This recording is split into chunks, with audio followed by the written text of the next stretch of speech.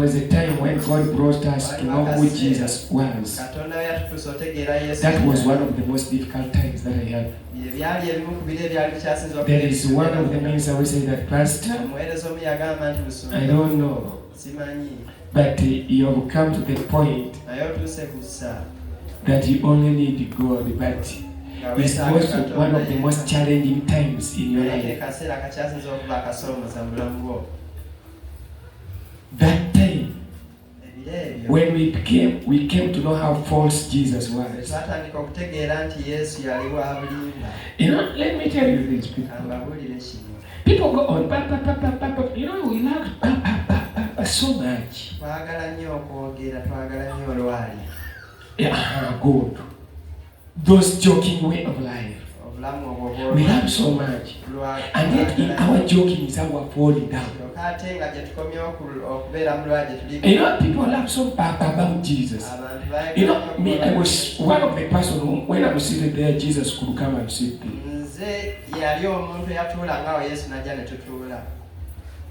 So something about Jesus, maybe what it was not something that's maybe. No. If I walk, here we was over there and talking. So when it comes to people who believe and follow what they don't know, because some people they just told them about it. They have never had any encounter. They have never seen with their eyes. So they just go and follow him. Because that's the way.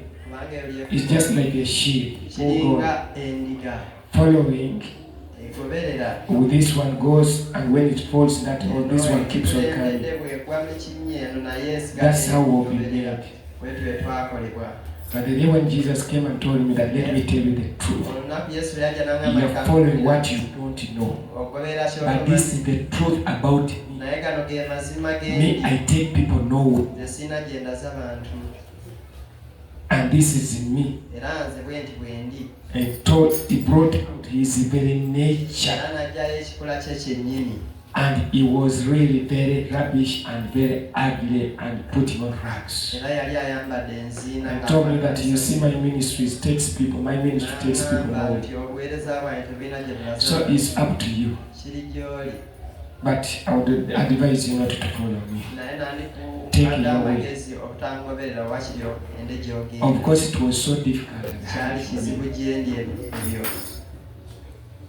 But first test now, when God began speaking to other ministers here, and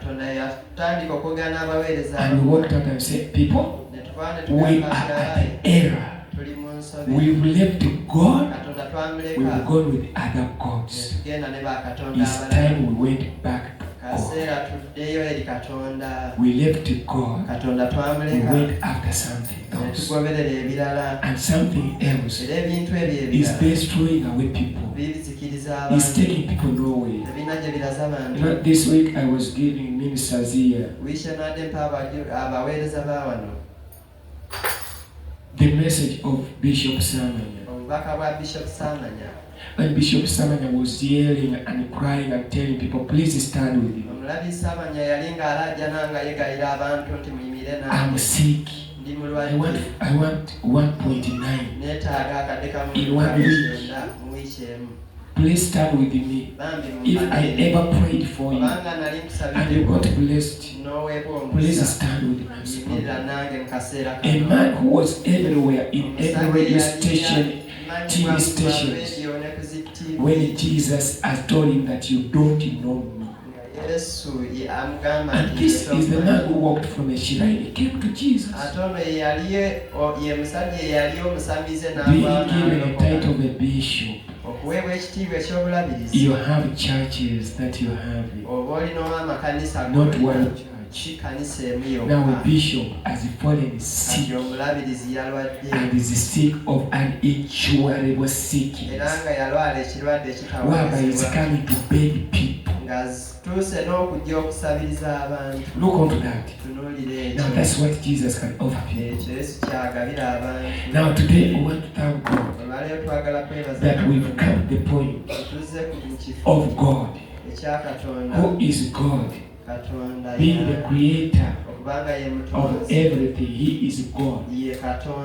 Now, having made that we threw out the good life, we left good life, and so we followed one of the worst lives that we experience today. One of the worst things. But ever since we started the journey, let me tell you this. One day while we were in Jesus, a certain lady came. Down there, her child was sick. The child was P7, P6, and P5. P5. It was 9 years. And this child was a pretty good boy. And the child, they were in Naguru Hospital. And so when the situation was getting worse, they told them, not even, they just saw that let's go away from here. So they told the doctors to discharge, because the more they treated, the more the situation was going worse.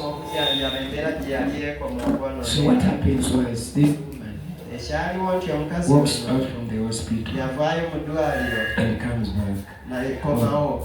So when she went home, they directed her. In the first place, she went to a certain pastor and prayed for the child.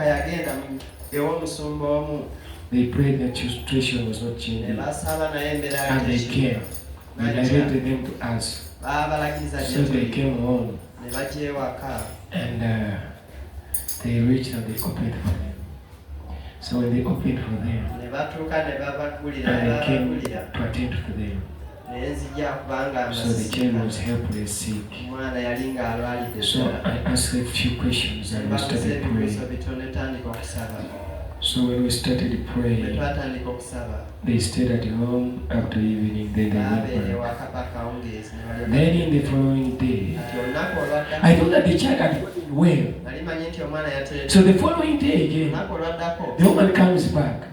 When she came, I with the child in the morning, I hear them talk from outside. So when they opened for them inside, I was still in the bedroom.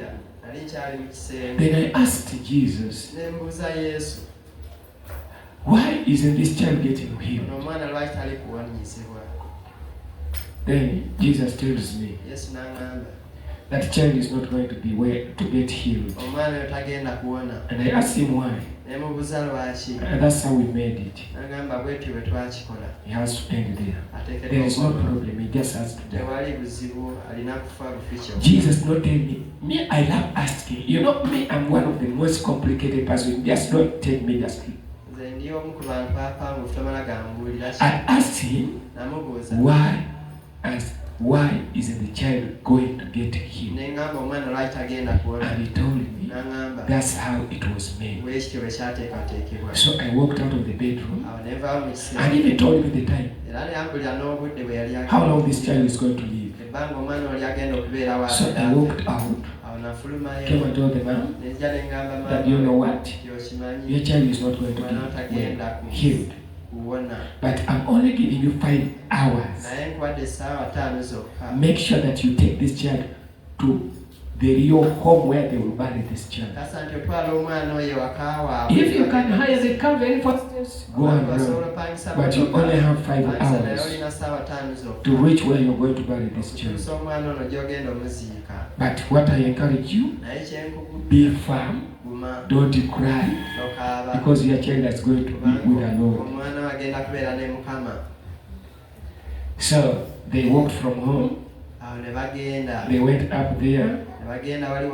The child told the mother, I want to stay here. First, keep with me around here. So they kept around the market in Naguru here. They kept around and asked the mother, I want something to drink. But the mother was in speed of following what I was telling her. So afterwards, she tells the mother that, please take me home. So they went home down there where they were living. So when the hours that came that I told them that the Lord had told me, came, and the child dies. That's Jesus.